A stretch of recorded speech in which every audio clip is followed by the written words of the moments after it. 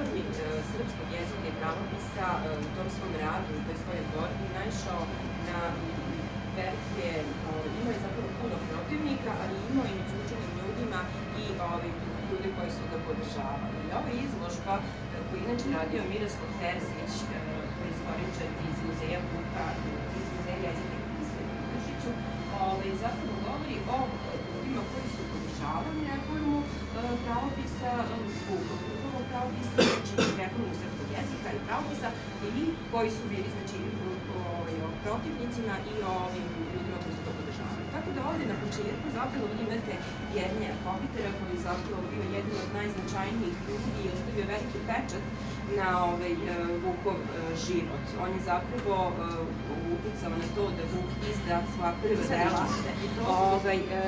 Kažu, postoji to neko mišljenje u našoj nauci da je najveće Kopitarovo delo zapravo bio sam Vuk.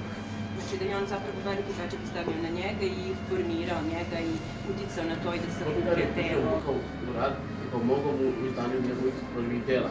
Pismenica seborskoga jezika i male prostonarodne slaveno-serbske pjesnarice.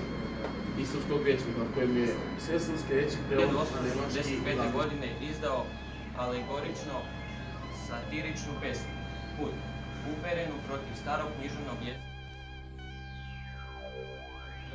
U narednih godina bio je njegov nerazdvojni pratilac koji znao svih slovenskih jezika. Zadivio lepotom, mudrošću i rečitošću mladog crnogorskog vladara Vuk je o njemu pisao Mušickom. Ovde je pre 6 nedelja bio crnogorski upravitelj i budući vladar.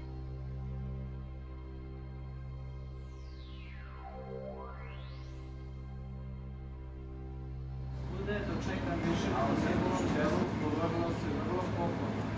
Jedan od najzaslužnijih za Vukov uspeh u Rusiji bio je Pjotr Ivanović. Leta 1828. Vuk se u Beču preko Kopitara upoznao sa Leopoldom Rankijom. U toku 4 naredna meseca Vuk i Rankije vredno su radili na pisanju istorije.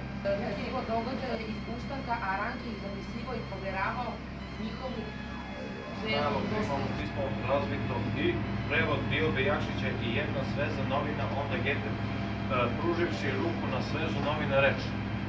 Vidite gramatiku. Tom prilikom Gete je izrazio veliko interesovanje za naše narodne pesme i njihov prevod za nemački jezik na nemački jezik. On je čak 1832. godine pokušao da preko Vuka dobije službu u Srbiji, ali mu to nije pošlo za rukom. Zbog Vukovog sukoba sa knezom Milošem, ne zna se kada je tačno došlo do razilaženja između njih dvojice, ali je posle 40. godina Sterija stao na čelo Vukovih protivnika kao i da je bio član vlade koja je Vuku oduzela penziju. Do otvorene borbe došlo je maja 1845. na sednici društva Srpske slove.